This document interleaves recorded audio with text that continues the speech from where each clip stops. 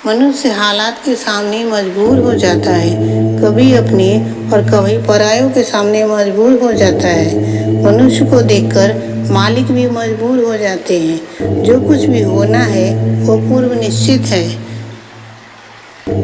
जो प्रारब्ध है वह तो घटेगा ही। उस प्रारब्ध को ईश्वर भी बदल नहीं सकते हैं। मालिक प्रारब्ध में हस्तक्षेप भी नहीं कर सकते हैं।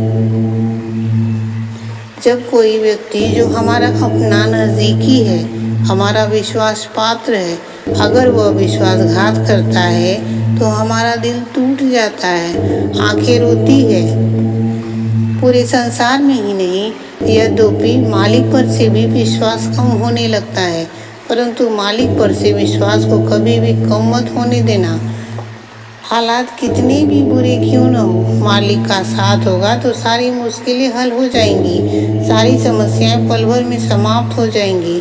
राजा हरिश्चंद्र का उदाहरण सारे संसार के समक्ष है। राजा हरिश्चंद्र ने राजपाट सभी को दान में दे दिया, दूसरे की सहायता करने के लिए। यहाँ तक कि उनकी पत्नी, उनका 7 साल का पुत्र भी उनसे अलग हो गया, परंतु फिर भी राजा हरिश्चंद्र ने मालिक पर से विश्वास करना नहीं छोड़ा, सच्चाई का साथ देना नहीं छोड़ा। तभी वे सच्चाई का साथ देते रहे। सच क्या है? सच कौन है? क्या आप जानते हैं? नहीं, सत्य तो ईश्वर है, मालिक है, भगवान है। बाकी सब तो मिथ्या है, झूठ है। इस संसार में व्याप्त हर वस्तु का अंत है, परंतु मालिक का अंत नहीं है। एक समय ये सारे समाप्त हो जाएंगे, परंतु मालिक का भी वजूद कभी भी समाप्त नहीं होगा। मालिक अनंत है, मालिक का अंत नहीं हो सकता है।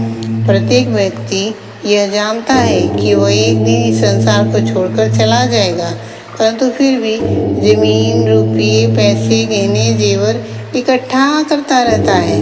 पैसे मनुष्य को स्वार्थी बनाता है, इंसान को पैसा लालची बनाता है, परंतु फिर भी इंसान पैसा पाने के लिए सभी को धोखा देता रहता है, पाप करता रहता है, विश्वासघात करता है। प्यार करो जिससे श्रद्धा जागे, वो प्यार करो जिससे विश्वास पैदा हो, वो प्यार करो। जो पूर्ण दे वही पूर्ण तुम्हारा उद्धार करेगा। जो मनुष्य मन से कमज़ोर होता है वह हालात के सामने झुक जाता है, परंतु कुछ मनुष्य जो मन से मजबूत होते हैं वो हालात से समझौता नहीं करते। बुरी हालातों के सर पर सवार होकर बुरी हालातों को खदेड़ देते हैं।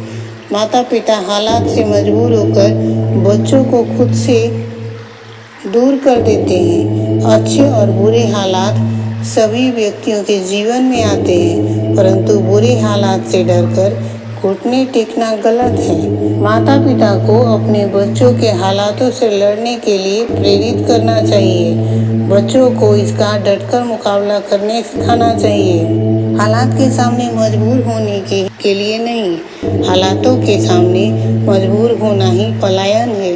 यह सोच ही मनुष्य में निराशा को जगाती है। जो मनुष्य बुरे हालातों को मात देने की सोच रखता है, मालिक का आशीर्वाद उसी व्यक्ति को मिलती है। जो व्यक्ति हालात से भागता है, अपने जीवन में घटने वाले बुरे घटनाओं का दोष मालिक को देता है, उस पर मालिक की कृपा नहीं रहती, उसे मालिक की कृपा नहीं मिलती। मालिक की कृपा पानी है तो हालातों से समझौता नहीं करना चाहिए।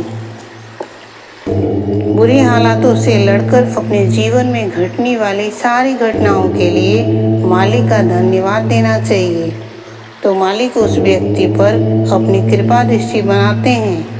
मालिक भी उस व्यक्ति से प्रेम करते हैं, उसके जीवन में कभी दुख की परछाइयाँ भी नहीं आने देते और सदा वह उसकी रक्षा करते हैं, उसकी सहायता करते हैं। इसलिए प्रेम उस मालिक से करो।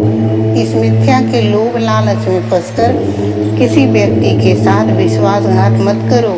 यह संसार मिथ्या है, झूठ है। एक दिन ये सभी समाप्त हो जाएंगे।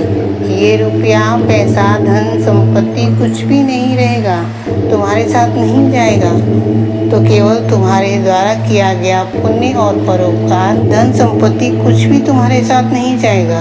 अगर जाएगा तो केवल तुम्हारे द्वारा किया गया पुण्य और परोपकार। इसलिए इस व्यर्थ के लोभ लालच में फंसकर अपना जीवन और मृत्यु दोनों को बर्बाद और बेकार मत करो।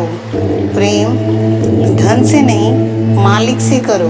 केवल वही मालिक तुम्हारे साथ इस संसार में रहेंगे और मृत्यु के पश्चात ऊपर के लोक में भी। इसलिए सदा मालिक का ध्यान करो, मालिक से प्रेम करो। जो कुछ भी अच्छा या बुरा मालिक ने दिया है उसकी शिकायत नहीं, उसका धन्यवाद करो।